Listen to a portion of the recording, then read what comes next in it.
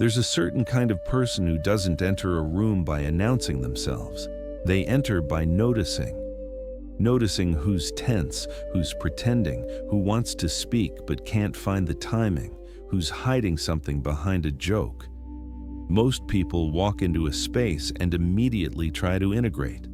The quiet person does the opposite. They scan first, then participate later, if at all. People often misread this as shyness or social anxiety or lack of confidence, but that's the surface-level interpretation. The psychology underneath is usually much more complicated. Quiet people move differently because their mind moves differently. So why do some people grow quiet? A person doesn't become quiet for one single reason. Sometimes it's temperament. Their nervous system simply prefers lower stimulation. Sometimes it's environment. They grew up around people who punished honesty or dismissed emotion. And sometimes it's not about fear or trauma at all. It's about precision. Some people don't speak until their thoughts are fully formed. They don't like half answers, shallow comments, or cheap reactions. So instead of rushing to fill silence, they wait for clarity. This makes them look reserved, but internally they're active, almost too active. While everyone else is talking, they're watching the entire psychological landscape of the room unfold. The misunderstanding. Here's the strange part. Quietness is rarely understood for what it is. People assume silence equals disinterest, or indifference, or insecurity. But in reality, quiet people are often doing the mental heavy lifting that others skip.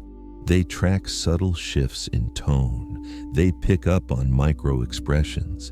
They sense tension before anyone else notices it. They foresee conflict before it arrives. They're not detached. They're tuned in at a frequency most people don't bother listening to.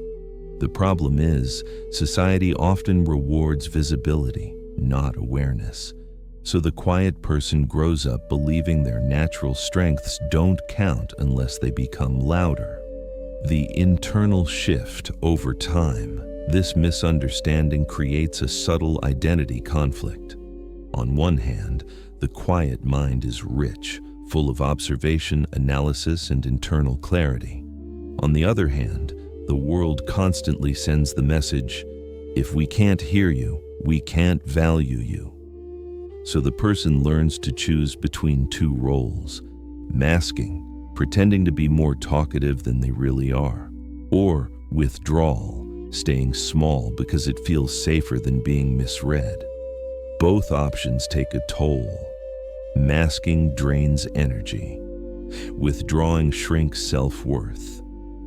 Quiet people often grow into adults who contribute thoughtfully behind the scenes, but hesitate to step forward even when they're capable, not because they lack understanding, but because they were never taught that understanding is valuable.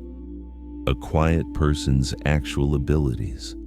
There's a stereotype that quiet means passive, but a quiet mind, when developed, becomes something different, more observant, more patient, better at connecting dots, less reactive, more resistant to manipulation, more comfortable with depth. These aren't the traits of someone weak. They're the traits of someone who has spent years paying attention. When a quiet person finally speaks, the room often pauses. Not because the volume changed, but because the intention did. But there's a darker side too. If a person's quietness was shaped by being ignored, criticized, or overshadowed, they can easily start believing their voice is optional. And once that belief settles, it rearranges everything. Their ambitions shrink.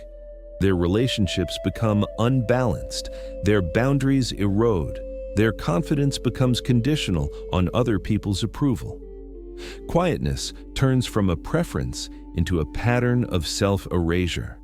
That's when silence stops being a choice and becomes a prison.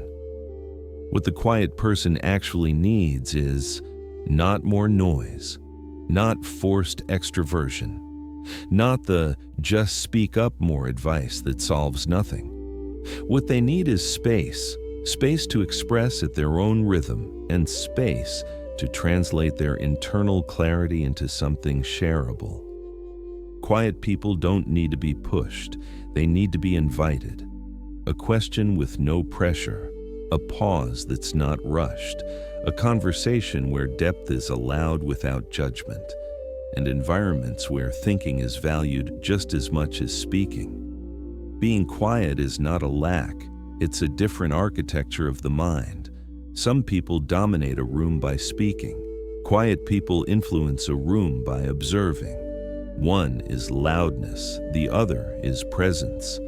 And in a world where everyone is trying to be heard, the ones who take the time to understand are becoming rare, and therefore more necessary than ever.